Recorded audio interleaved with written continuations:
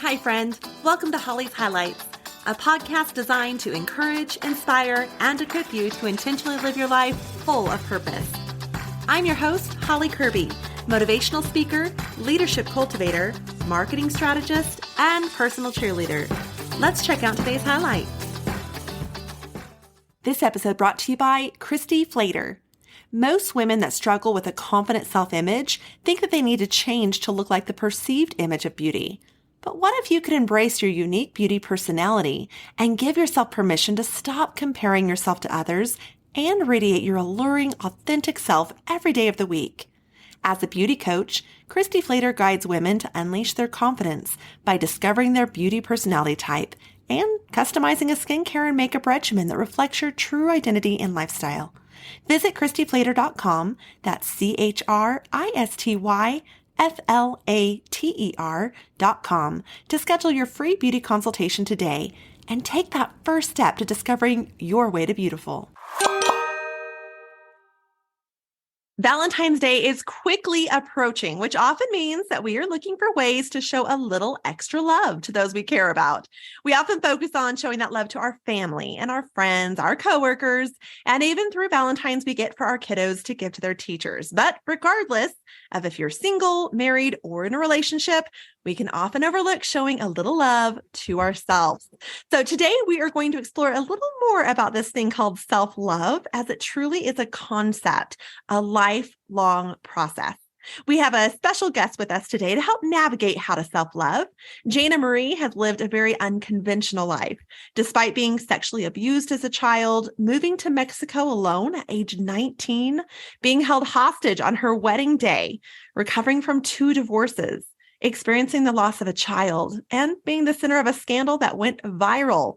She's managed to grow a 6-figure bridal beauty business and has been flown all around the world, not just for her skills, but as a personality figure too. Jayna is a renowned makeup artist who has gained notable recognition in the wedding industry and has also worked with celebrities such as Lady Gaga and Serena Williams. Jayna's motto is do it for the story. So her life is brimming with wild adventure. I love that. Welcome, Jayna. It's an honor to have you join us today. Thank you so much for having me. This is truly a treat. I do love your show and what you've done. So thank you for having me as a guest. It's an honor.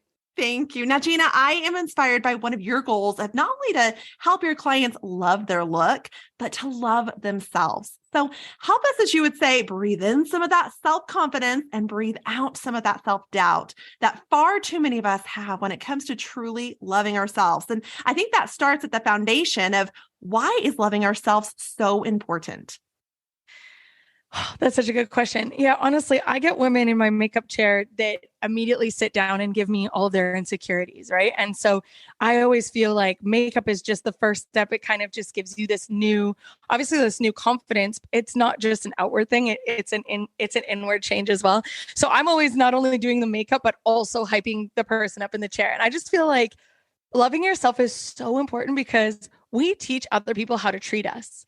So the way we see ourselves determines the kind of love that we're going to accept from other people, right? So for example, like if you see yourself as just like a broke down jalopy with too many kilometers and bad brakes, you'll accept a lowball offer because you're just happy that there's an interested buyer. Does that make sense? Right. So if you saw yourself instead as a Lamborghini with custom paint and a limited edition leather interior, then you're never going to consider a lowball offer in terms of love. So yeah, it's just more of like knowing what you deserve for yourself. And that's going to change everything around you. And also, from a biblical perspective, I fully believe that loving yourself is a form of worship, because if you believe that you are part of God's creation, just like a waterfall, a beautiful sunset, or maybe a shooting star, then you should stare at yourself in the same wonder like you do when you see his other works of art. Oh, absolutely. But how do we look past our imperfections and see what makes us us? Maybe we don't see that Lamborghini. We see that scratch on the side door of the Lamborghini. Right. Well, okay. So that's such a valid question. So the first way that you look past your imperfections is by not seeing them as imperfections in the first place, because those are exactly the things that make you you. Like I fully believe that God doesn't make mistakes. He didn't drop the paintbrush and go, oops, now she's got a dimple on her chin. You know what I mean? He carefully painted and, constructed every single part of you exactly the way it was supposed to be, with all kinds of special lumps and bumps to make you unique. So I fully believe in celebrating the differences because they represent a part of your story. So for example, maybe you got your, nose from your grandmother, who was intelligent and courageous. Or maybe you have a story behind your freckles or your curly hair. It's all the perfect blend that makes you a one of a kind, limited edition work of art. That's kind of like my little spiel on that. Absolutely. Now you just nailed something, and that is a part of what makes us is our story. And we all are all cut from the different cloth, right? So what tips might you have in embracing our unique story? Yeah. Oh my goodness. I think part of embracing your unique story is being courageous and believing that it's going to end beautifully no matter where you are in that place in the story. So sometimes we have a hard time accepting or embracing the story because we're not where we want to be in it right now, right? It's easy to accept it when you're happy with where you are. But sometimes when you're not happy with where you are, it's just a matter of faith, because I fully believe that we can either have faith or we have fear, because you can't have both at the same time. If you're afraid of how your story is going to end, then you simply don't believe that God's got your back. It's as simple as that. So the truth is, the story could end up way better than you ever imagined it, right? So I feel like these days there's all these posts everywhere about like, you design the life you want, you are the author of your own story and all this kind of stuff. But the truth is that we can only really make creative suggestions. The final cut is not really up to us. So we can say, I'd really like my story to end up like this. But I feel like lots of times God's like, that's what you think, but his imagination is so much better than what we could have for ourselves. So for example, when I decided that I wanted to do makeup, and I remember I went to go to makeup school, and the manager of the school said, what do you want to do with your career? And I was like, I don't know. I think my dream is to work at a Mac counter. Right. And I was thinking like, that would be it for me. And she was like, well, then you're in luck. We have 17 Mac counters in Vancouver, because I was moving cities in order to do makeup. I never once worked at a Mac counter, but when you think of all the other things that I did, it's like, it's fine. I never expected I'd be, flown around the world working with celebrities or being booked years in advance.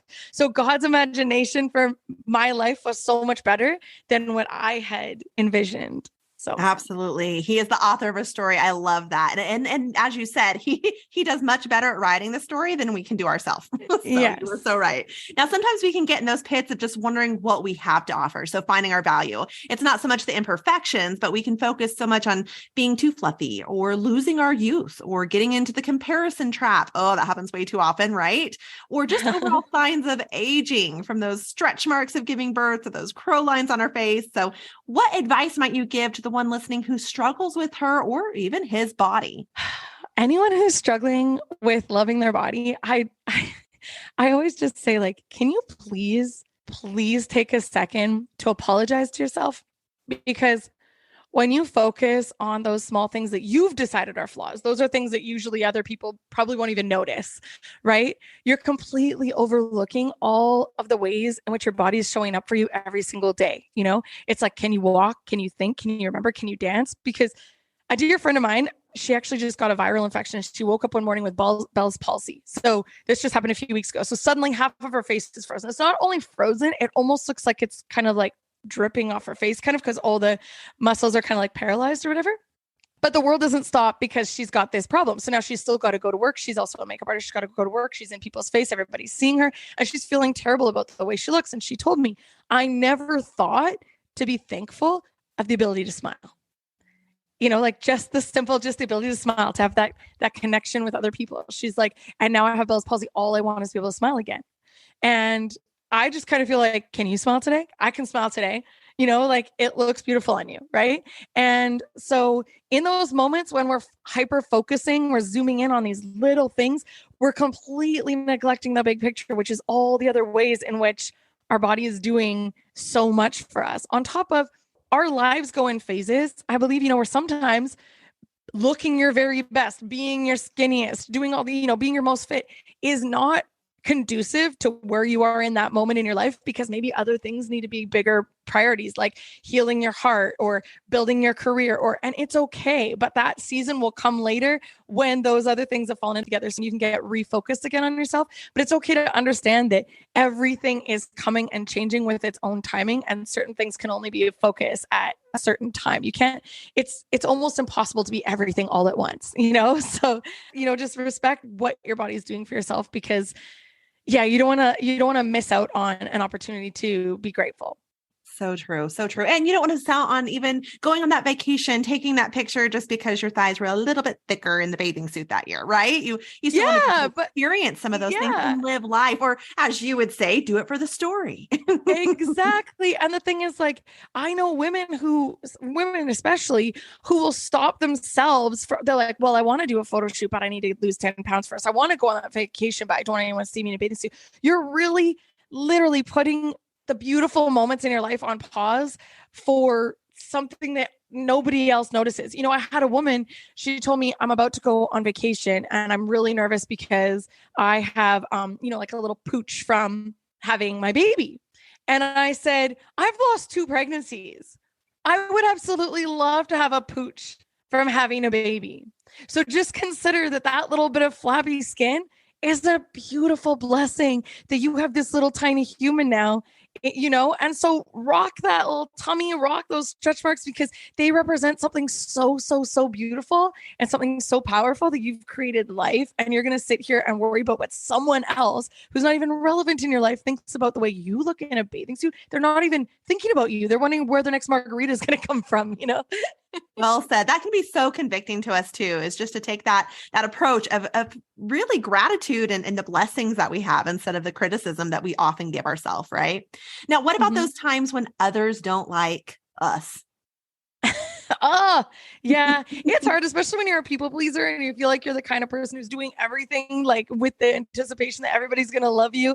I get it, since I've released my own podcast as well. And when you do that, you're just like, please like it. And you just want people to like what you're creating and like who you are. It's so tricky, but it's something we absolutely cannot control. And it would be exhausting to try and control everybody's opinions of us. It's absolutely impossible. And we just simply cannot be everyone's favorite flavor. My sister always says to me, she told me this one time when I went on a date and I was all brokenhearted that this guy wasn't into me. And she said, you could be the juiciest peach on the tree and still there's somebody who doesn't like peaches. Right. Imagine that. Right. And I remember I met a woman one time who told me that she hated tacos. Like, I'm sorry, what? I think tacos are the world's most perfect food, She's doomed for Taco Tuesday. I really do think they're the world's most perfect food. And the fact that someone doesn't like tacos, so it's like, I could be delicious. I could be so inviting. I could be all the things. And somebody's like, I'll pass on it. And sometimes we are selfish in that we think everything's about us. But a lot of times somebody else's opinion of us is because we're bringing up an insecurity in themselves. And I don't like to say like just that, oh, they're jealous. It's not that. For example, sometimes when you are a bold person standing in your truth, unafraid of the spotlight or chasing after your goals, other people will see that sometimes and realize that they're not doing the same. Or I notice that when I look at people where I'm like, oh, look at her. Like, she keeps posting herself in her bikini. And I'm thinking, is that me having a little bit of jealousy because I haven't been able to go to the gym lately and I just ate a pizza last night?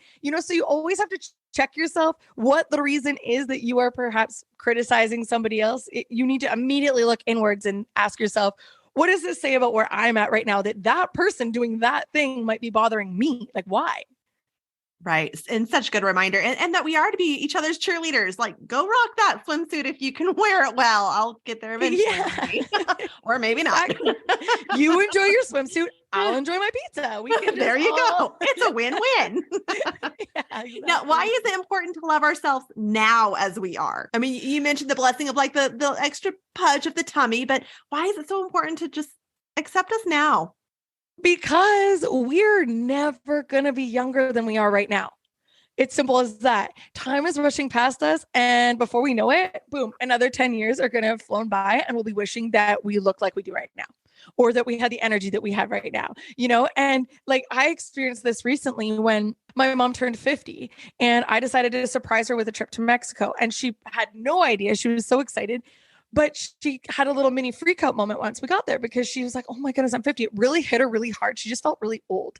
And I said to her, Mom, you're never going to be younger than you are right now. Like, this is a beautiful moment. Let's just live it up. Right. Then it was almost like we blinked. And this last May, she turned 60, and like a whole decade went by, and all the Facebook memories start coming up, and we go, that was 10 years. It was 10 years, and it didn't feel like, it felt like yesterday. And all I kept thinking was, I'm going to blink and she's going to be 70. And like 70 is a totally different, it's just such a different situation when you're thinking about your parent, right? And for me, I'm about to turn 40 in a couple months, and I'm just like, man, I got to go so big for my birthday because I'm going to blink and I'm 50. Like, and I realize 50 is like the new 40 or whatever, but in your mind, when you're not even 40 yet, 50 feels very old. So I'm like, what am I going to have, a shuffleboard tournament for my 50th? Like, no, I got to go big for 40, big. That's hilarious. I know I'm there. I'm 42. And actually I was just looking at the calendar day and just kind of planning out things. And I was like, wait a second, I'm about to turn 43. And I kind of was confused by my own age for there a little bit. Yeah, right. It does. Even when you're living it can just blink so fast. Now, in all of that, what are some things that we consider or process to be able to fully love ourselves, even while that work in progress? Yeah. So first of all, I feel like if you're putting in the work in order to be a work in progress, that's beautiful in itself. You're putting the work in. You carry with you an infinite amount of potential, and your value comes from so many places, not just if you can still fit into your prom dress. You know what I mean? If your hair is the length you want it to be, or if you can't seem to find the time to eat right, you're still funny, intelligent, you have a big heart, you love on the people around you, have an interesting life story, you're talented. The list goes on and on and on and on. So I feel like if you just embrace all those things that are you and know that you are relevant and beautiful and accepted and fabulous for so many other reasons besides the fact that there's one thing that you might be working on, then that's really that's the blessing right there. And also, I feel like we go through phases of glowing and growing. So if you're in a phase of growing, it's usually painful, right? It's hard, it's awkward, it's uncomfortable. So for example, when you go to the gym and you're lifting weights and you get all those sore muscles after, it's because growth is going to be happening, right? And then once you've done your growing, you can have that moment of glowing. Like right now, I'm in a glow phase of my life. I've been through a lot of trash, like a lot of horrible stuff. And those were the growing moments, right? And now I'm finally having a glow up.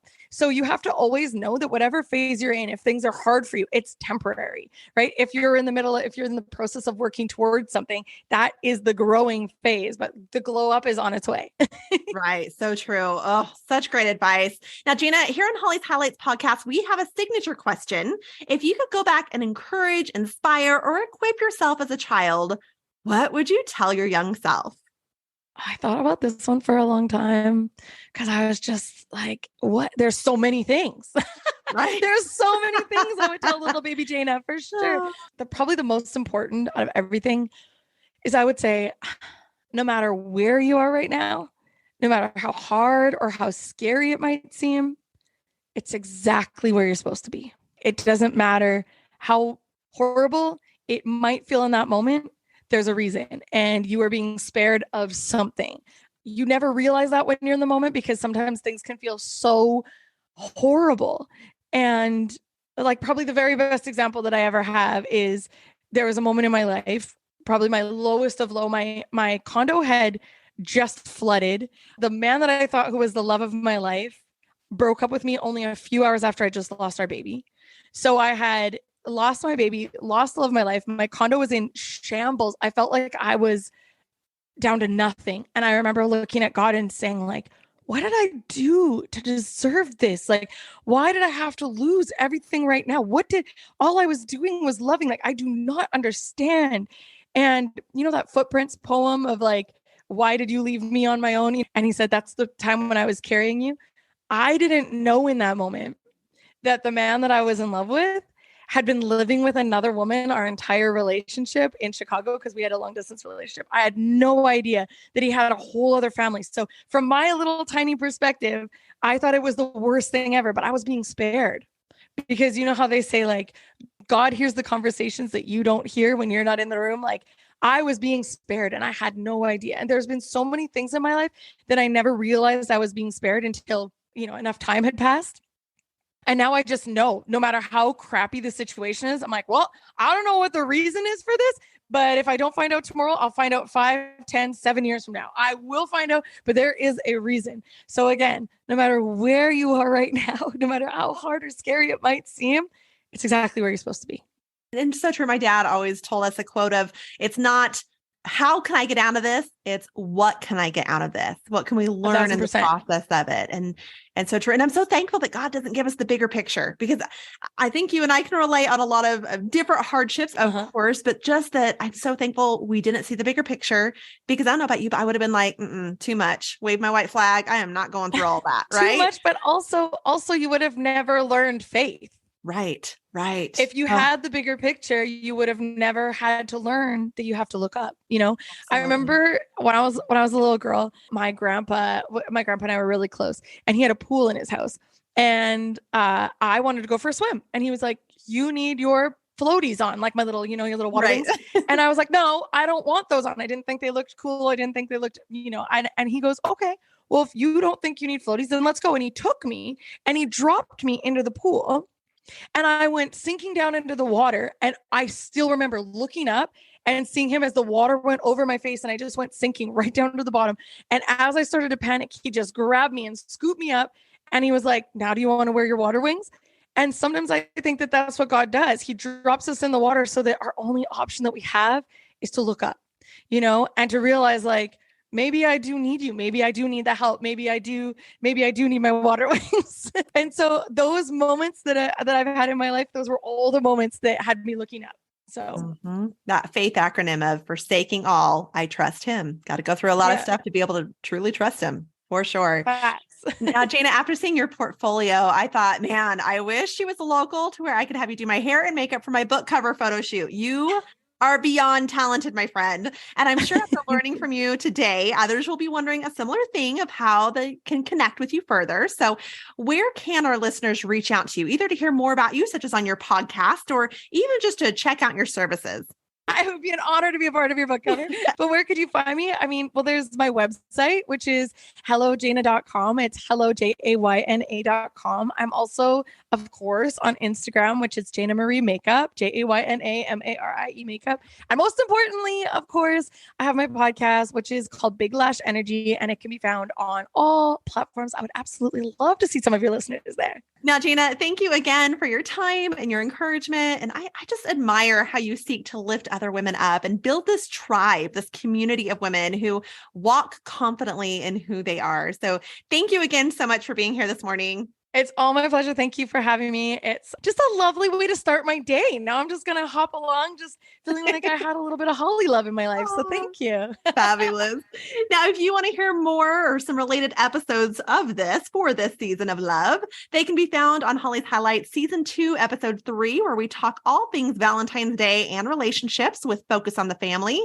And then Season 3, Episode 3, where we discuss the languages of love and even look at discovering our own love language, as well as why it's important to learn the love language of those in our lives. So overall, my friend, I can't stress enough that healthy self-love and how it begins with an accurate view of who you are. And that's Psalms 139. You can look at that. It leaves no doubt that we are special. So as we get ready for this season of love, may we be reminded of what Psalms 139:14 tells us, that you are fearfully and wonderfully made. And as a result, show ourselves a little more self-love as we strive to truly live loved. Happy Valentine's Day.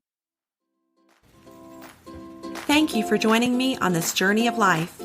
I hope that today's highlight has been encouraging, inspiring, and equipping so you can go out and live your life full of purpose.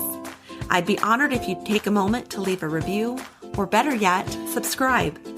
We can also stay in touch by joining my email list at hollykirby.com. That's HOLLYCURBY.com.